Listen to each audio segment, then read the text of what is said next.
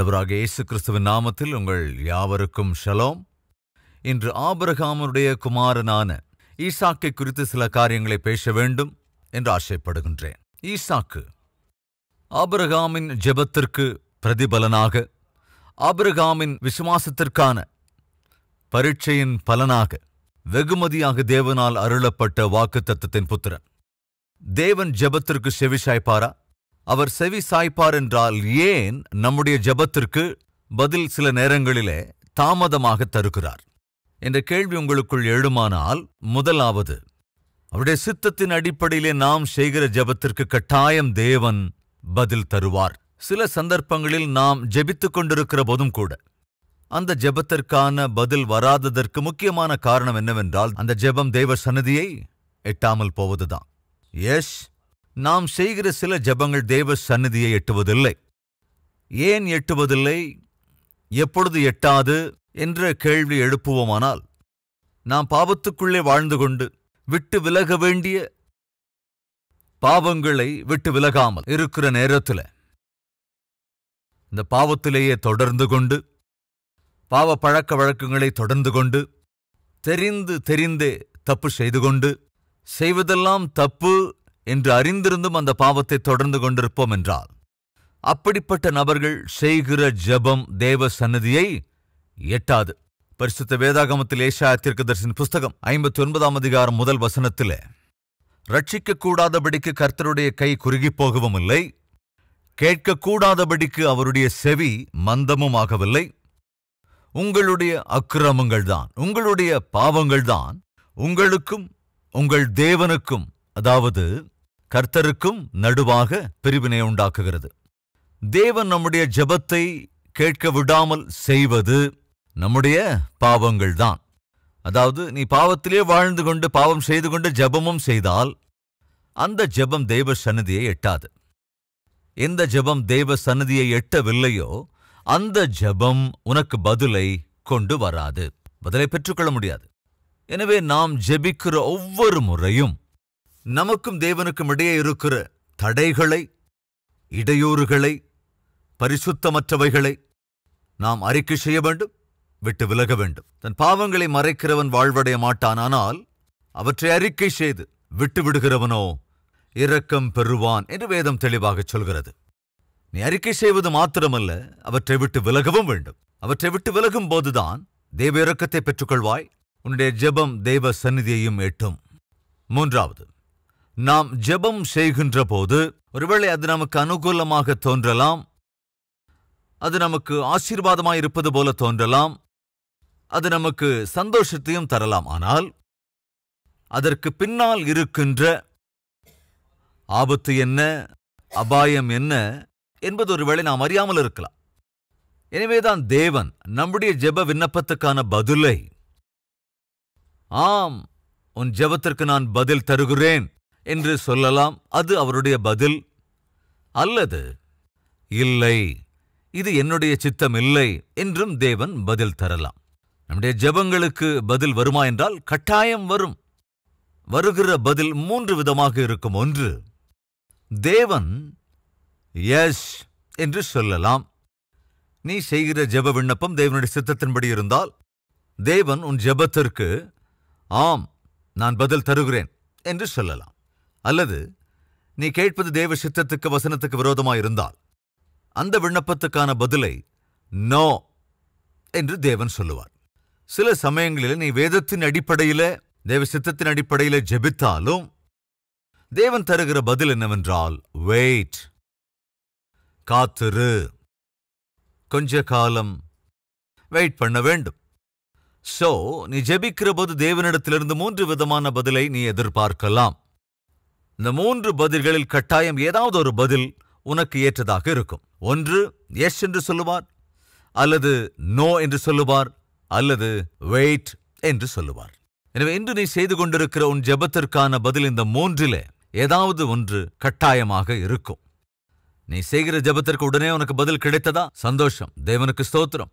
ஏனென்றால் தேவன் உனக்கு பதில் தர வேண்டும், அதுவும் உடனடியாக என்று நினைத்து பதிலும் தந்துவிட்டார், தருகின்றார். அல்லது உன் ஜெபம் தேவ சித்தத்தின் அடிப்படையில் இல்லாததாக இருக்கலாம்.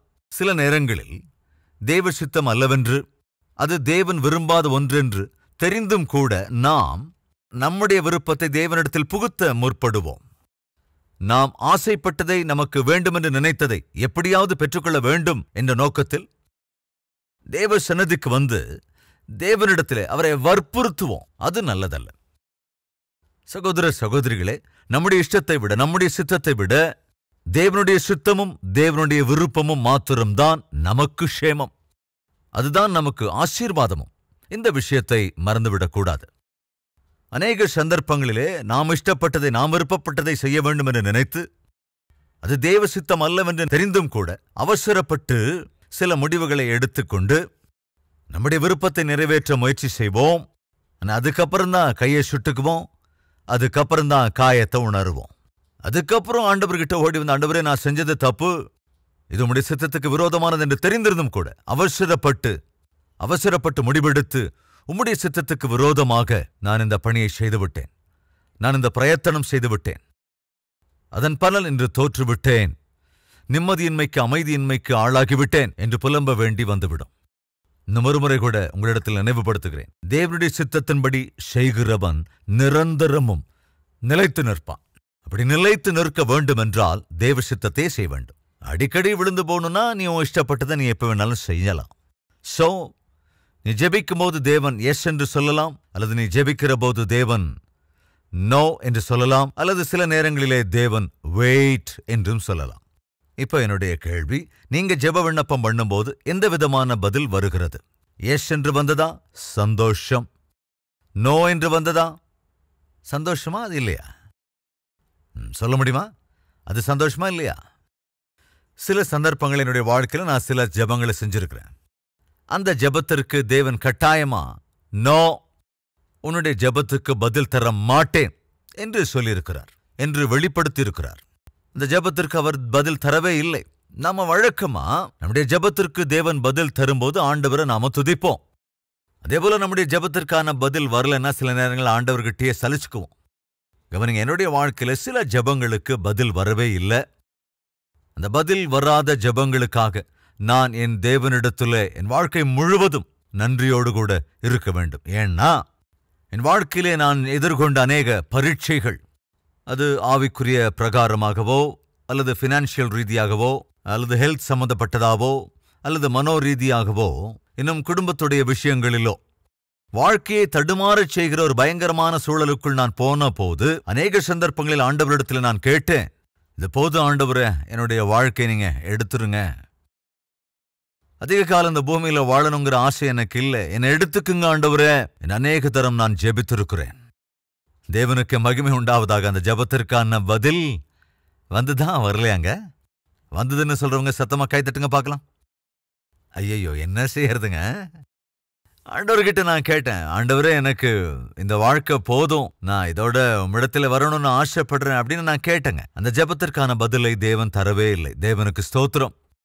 அவர் அந்த ஜெபத்திற்கு பதில் தராததினால் தான் இன்று நான் உயிரோடு இருக்கிறேன். அன்பு சகோதர சகோதரிகளே, நாம் செய்கிற ஜெபத்திற்கு தேவன் பதில் தந்தால் மாத்திரமே தேவனை துதிக்கிறோம். ஆனால் நாம் செய்கிற ஜெபங்களுக்கு தேவன் பதில் தராத போதும் கூட நாம் அவரை துதிக்க வேண்டும். காரணம் என்னவென்றால், நம்மை காட்டிலும் தேவன் மிகவும் ஞானமுள்ளவர்.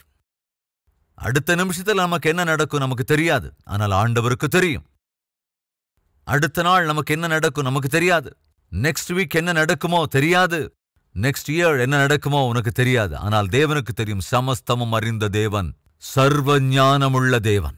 எனவே எது உனக்கு க்ஷேமமோ, எது உனக்கு நல்லதோ, நன்மையானதோ, அதைத்தான் ஆண்டவர் உன் வாழ்க்கையிலே அனுமதிப்பார். எனவே என்ன செய்ய வேண்டும்?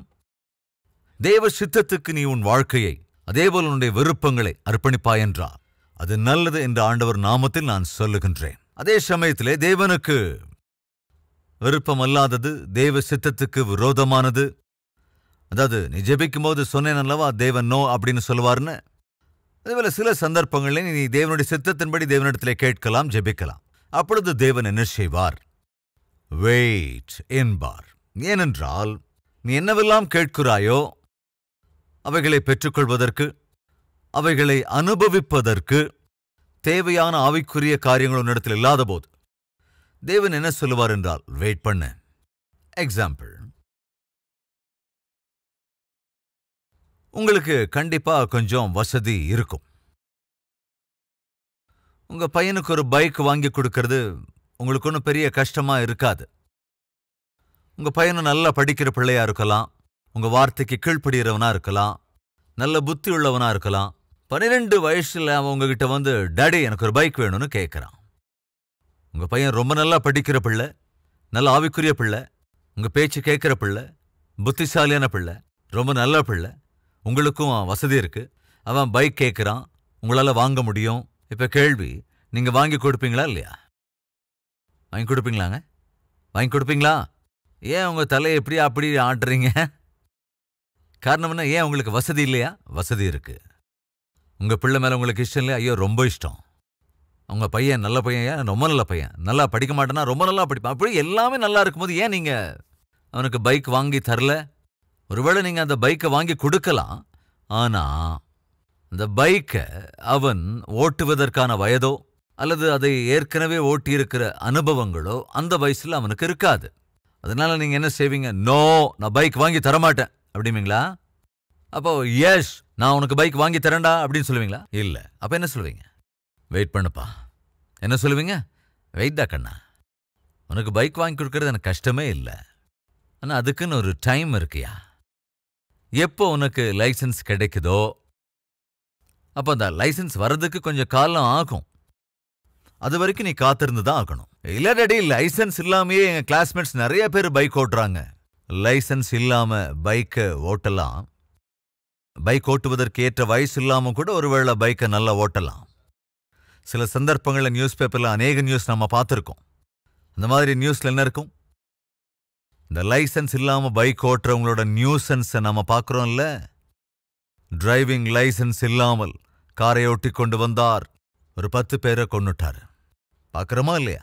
சோ நம்முடைய பிள்ளைகளை நாம் நேசிக்கிற போது, அவனுக்கு ஒரு நல்ல எதிர்காலம் அமைய வேண்டும் என்று எதிர்பார்க்கிற போது, அவன் எந்த கஷ்டத்துக்கும் ஆளாகக்கூடாது, நஷ்டத்துக்கும் ஆளாகக்கூடாது, எந்த ஆபத்துக்கும் இலக்காகிவிடக்கூடாது என்று தந்தை விரும்பும் போது பைக் வாங்கி தரக்கூடிய வசதி இருந்தும் கூட மகனிடத்தில் அந்த தந்தை சொன்னே, உனக்கு வாங்கி கொடுக்குறேன்ப்பா, ஆனால் கொஞ்சம் வெயிட் பண்ண.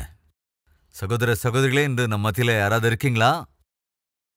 நான் செய்கிற ஜெப விண்ணப்பத்துக்கு தேவன் நோன்னு சொல்லல, எஸ்ன்னு சொல்லல, ஆனா வெயிட்னு சொல்லியிருக்காரு. அது எனக்கு ரொம்ப கஷ்டமா இருக்கு. எஸ், ஒரு 12 வயசு பையன் அவங்க அப்பா கிட்ட வந்து பைக் வாங்கி தாங்கப்பான்னு சொல்லும்போது, டேடி இப்ப வாங்கி தர முடியாதுன்னு சொன்னப்ப எவ்வளவு கஷ்டம். டேடிக்கு என் மேல இஷ்டம் இல்லை. அடே, இஷ்டம் இருக்கிறதுனால தான் உனக்கு இப்ப பைக் வாங்கி தரல. நீன்னா உங்க அப்பாவுக்கு உயிர் அப்படிங்கிறதால உனக்கு எந்த ஆபத்து வந்துடக்கூடாதுங்கிறதுக்காக உயிரே வச்சிருக்கிறதால தான் பொருடா அப்படின்னு சொல்றாரு. சகோதர சகோதரிகளே, நாம் என்றால் தேவனுக்கு உயிர் என்பதால் தான் சில நேரங்களில் நாம் கேட்பதை பெற்றுக்கொள்வதற்கு ஏற்ற காலம், பெற்றுக்கொள்வதற்கான சமயம் அது இல்லை என்பதால் தான் தேவன் வெயிட் என்று சொல்லுவார். அதை தப்பா புரிஞ்சுக்க கூடாது. தேவனிடத்துல முறுமுறுக்க கூடாது என்ற ஆண்டவருடைய நாமத்தில் நான் வேண்டிக் கொள்ளுகிறேன். ஆபிரகாம் இடத்துல தேவன் சொன்னான், உனக்கு ஒரு குமாரனை தருவேன் என்று. ஆபிரகாம் என்ன நினைச்சா? தேவன் ஒரு குமாரனை தருவேன் என்று வாக்கு பண்ணினபடியால் நெக்ஸ்ட் இயரே ஒரு வேளை கொடுத்துருவார்னு நினைச்சான். ஒரு பிள்ளை பிறக்கணும்னா எவ்வளோ காலம் வேணும்? ஏறக்குறைய 9 மாதங்கள் வேணும். 9 மாதங்கள் கடந்த போதும் கூட ஆபிரகாமுக்கு தேவன் வாக்கு பண்ணின அந்த குமாரன் பிறக்கவில்லை. இன்னும் ஒரு வருடம் கூட காத்திருந்தான், பிறக்கவில்லை. 5 வருஷம், 10 வருஷம், 20 வருஷங்கள் கழிந்த போதும் கூட தேவன் வாக்கு பண்ணினபடி குமாரன் பிறக்கவில்லை. ஆனால் முக்கியமான விஷயம், ஒரு மிகப்பெரிய விஷயம் என்னன்னா, 20 வருடங்கள் தாண்டி போனாலும், தான் எதிர்பார்த்த பதில் வராத போனாலும், ஆபிரகாம் ஒருபோதும் தேவனிடத்துல சலிச்சுக்கவே இல்லைங்க. முறுமுறுக்கவோ எரிச்சலாலேயோ செய்யலைங்க. அது மாத்திரம் இல்லாமல் இன்னும் அதிக விசுவாசத்தோடே கூட ஆபிரகாம் தேவனிடத்திலே கீழ்ப்படிதலை வெளிப்படுத்தினான். சில சந்தர்ப்பங்களில நாம் ஜெபிக்கிற போது நம்முடைய அந்த ஜெபத்துக்கு பதில் வராத போது நாம் செய்கிற ஒரு முட்டாள்தனமான காரியம் தேவனிடத்திலே சலித்துக் கொள்வது. அது மாத்திரமல்லாமல் தேவனை விட்டு விலகவும் முயற்சி செய்வோம். தேவன் என்ன செய்தார்? 5 வருஷமாக நான் நம்பிக்கொண்டிருக்கிறேன், 5 வருஷமாக தொடர்ந்து ஜெபித்துக் கொண்டிருக்கிறேன், 5 வருஷமா வேதத்தின் அடிப்படையில் வாழ்ந்து கொண்டிருக்கிறேன், காணிக்கையை கொடுத்துக் கொண்டிருக்கிறேன். அவர் எது வேண்டுமென்றாலும் என்னை எது செய்ய சொன்னாலும் அதை செய்திருக்கிறேன். எனக்கு அவர் என்ன செய்தார்? என்ன கொடுத்தார்? அவரிடத்தில் ஜெபித்து ஜெபித்து நான் பெற்றுக்கொண்டதுதான் என்ன அப்படின்னு சலித்துக் கொள்வோர் இருக்கிறார்கள். முறுமுறுத்தலை தொடர்கிறவர்கள் இருக்கிறார்கள். இவங்க யாருன்னா, தேவனிடத்தில் வரத்துக்காக வந்தவர்கள், தேவனுக்காக வந்தவர்கள் அல்ல. தேவன் தருகிற பதிலுக்காக மாத்திரம் வந்தவர்கள், தேவனுக்காக வந்தவர்கள் அல்ல. தேவனுடைய வாழ்க்கையில நீ விருப்பப்பட்டதை, நீ கேட்டதை தாமதிக்கின்ற போது நீ உன்னுடைய விசுவாசத்தில் தொடர்வாய் என்றால் நீ தேவனை புரிந்து கொண்டிருக்கிற ஆவிக்குரியவன்.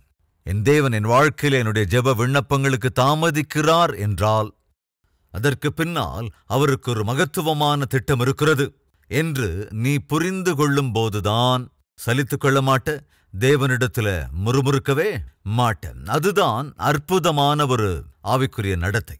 சில நேரங்கள்ல நீ விரும்பினது, நீ கேட்டது பெற்றுக்கொள்ளாத போது, எக்ஸாம்பிள், ஹையர் எஜுகேஷனுக்கு தேவையான டெஸ்ட் எழுதியிருக்க, அதுக்காக ஜெபமும் பண்ண, உபவாசம் இருந்து கூட ஜெபிச்சுக்கிட்டே இருந்த, ஆனா ரேங்க் வரல. அப்படி இருக்கும்போது அந்த பையனோ பொண்ணோ என்ன செய்வாங்க?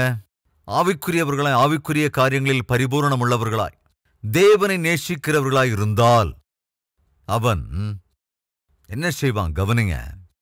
தேவனிடத்தில் இன்னும் அதிக பக்தியோடே கூட, ஆண்டவரே நீரேன் எனக்கு பதில் தரவில்லையோ எனக்கு தெரியாது, ஆனால் என் வாழ்க்கையிலே பதில் தராத ஜெபங்களுக்காக கூட நான் உமக்கு நன்றி சொல்லுகிறேன் என்று சொல்லி தொடர்ந்து போய் கொண்டிருப்பானே ஒழிய முறுமுறுக்க முயற்சி செய்ய மாட்டானே. அன்பு சகோதர சகோதரிகளே, உங்கள் வாழ்க்கையில தேவன் பதில் தரலன்னா சலிச்சுக்காதீங்க, முறுமுறுக்காதீங்க. அதே மாதிரி தேவனை விட்டு விலகிடாதீங்க. 24 வருடங்கள் ஆபிரகாமின் வாழ்க்கையில அவனுடைய ஜெப விண்ணப்பத்துக்கு பதில் வரல. சலிச்சுக்கிட்டானா? தேவனை விட்டு விலகி போயிட்டானா? இனிமேல் நான் ஜெபிக்க மாட்டேன்னானா? நான் ஹைதராபாத்துக்கு வந்த புதுசுல ஒரு மாச காலத்துக்கு நான் ஜெபிக்கவே இல்லை.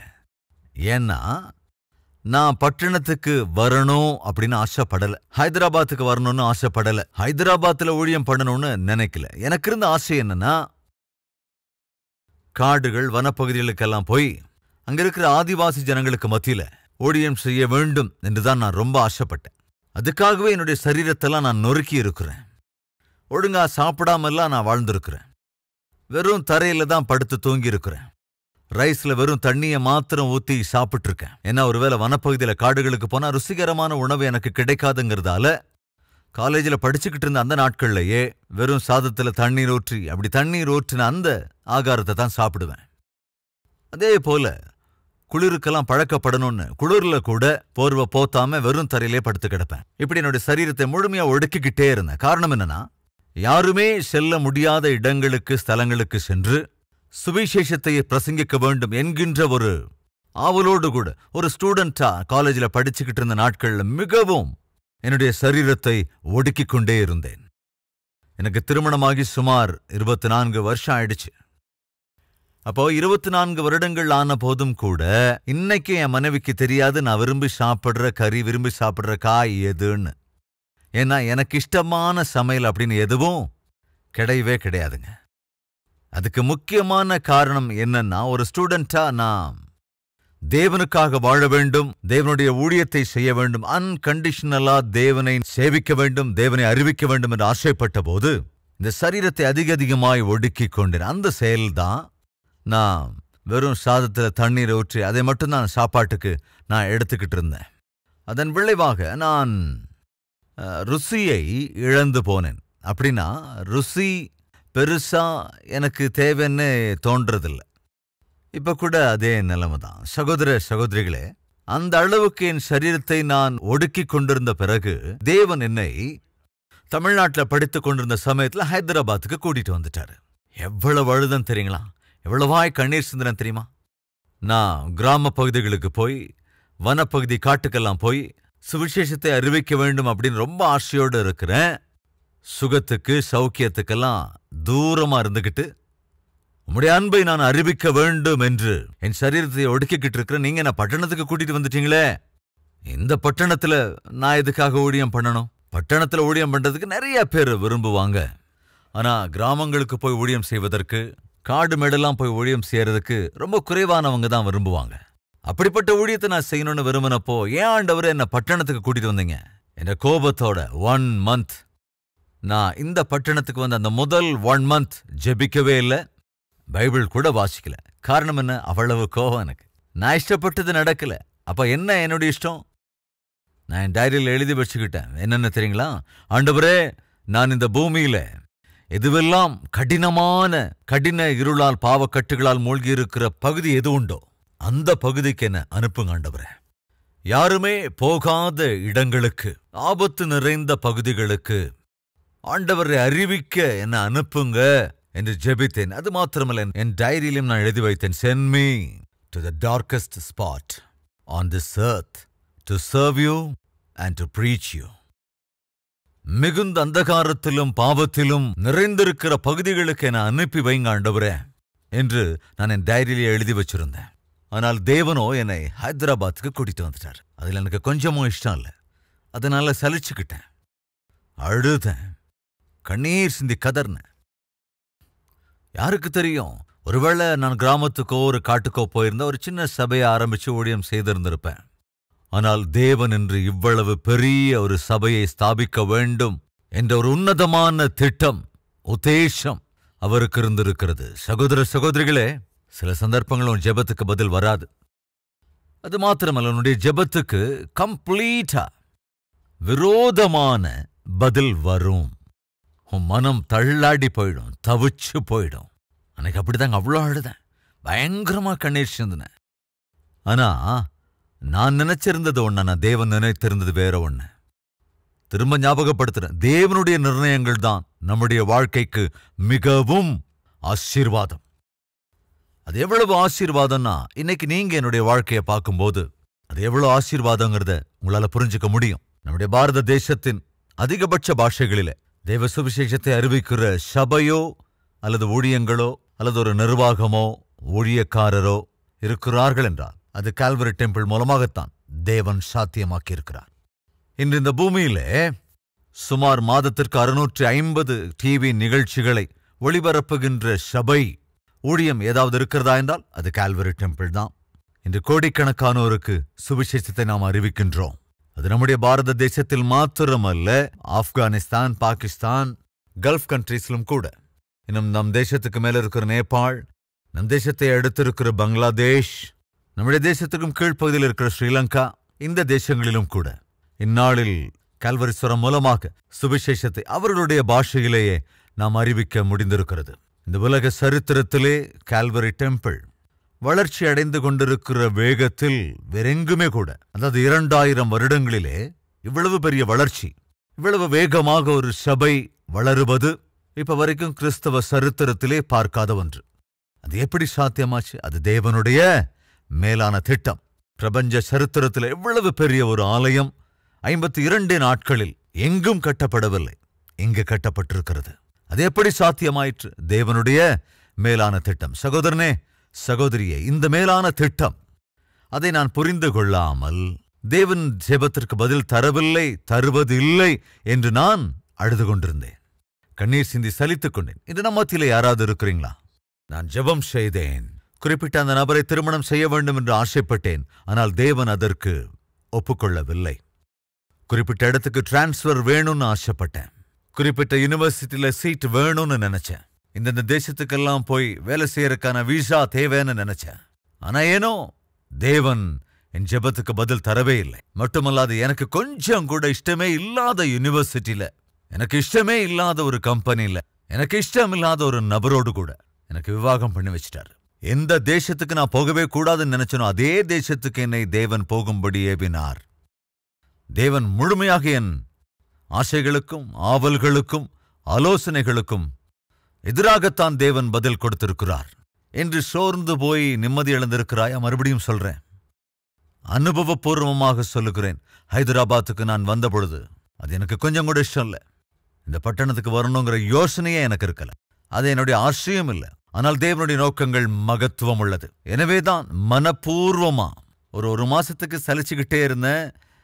ஒரு மாசம் ஆண்டவர் மேல ஒரு கோபத்தை மனசுக்குள்ளேயே வச்சிருந்தேன். அந்த 1 மாதம் கடந்ததற்கு பிறகு முழுமையாக தேவனுடைய சித்தத்துக்கு என்னை நான் அர்ப்பணித்து விட்டேன். எப்பொழுது என்னுடைய வாழ்க்கையை முழுமையாக அவருடைய கரங்களுக்கு, அவருடைய சித்தத்திற்கு அர்ப்பணித்தேனோ, அவர் என்னுடைய வாழ்க்கையை அவருடைய சித்தத்தின் அடிப்படையில மாற்றுவதற்கும் வளர்ப்பதற்கும் ஆரம்பித்தார். அதே போல கஷ்டமா இருந்தாலும், ஒருவேளை உனக்கு இஷ்டமில்லாது இருந்தாலும், தேவன் தருகிற பதிலை ஏற்றுக்கொள். 24 வருடங்களாக தேவன் ஆபிரகாமுக்கு பதில் தரலங்க. அந்த சமயத்துல எவ்வளவு அற்புதமான ஆவிக்குரிய பாடங்களை அவன் கற்றுக்கொண்டான். தேவன் உன்னை பரீட்சிக்காமல் பயன்படுத்துவது என்பது, உபயோகப்படுத்துவது என்பது சாத்தியமே இல்லை. தேவன் உன்னை பரீட்சிக்காமல் உன்னுடைய வாழ்க்கையை ஆசீர்வதிப்பது, உனக்கு சில பொறுப்புகளை ஒப்படைப்பது சாத்தியம் அல்ல. தேவனுக்கு உன் மீது உன்னதமான நோக்கங்கள் இருக்கும் என்றால், உயர்ந்த பொறுப்புகளை உன்னிடத்திலே தேவன் ஒப்புக் கொடுக்க போகிறார் என்றால், உன்னதமான ஆசீர்வாதங்களை உனக்கு அருளி செய்ய போகிறார் என்றால், கட்டாயம் தேவன் உன்னை பரிசீலிப்பார். வாருங்கள், ஜெபிக்கலாம்.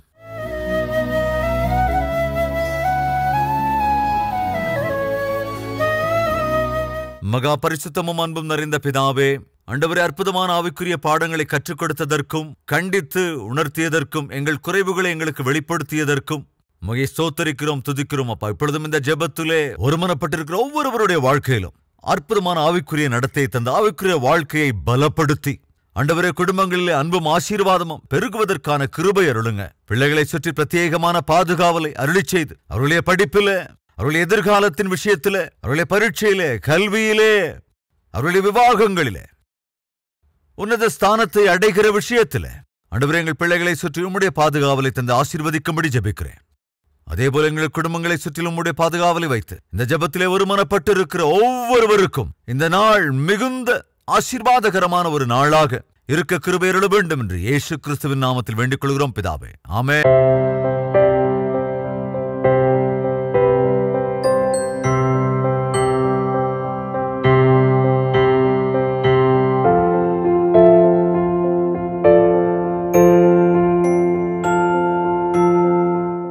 Address Calvary, Post Box number 30, Kokatpalli, Hyderabad 72.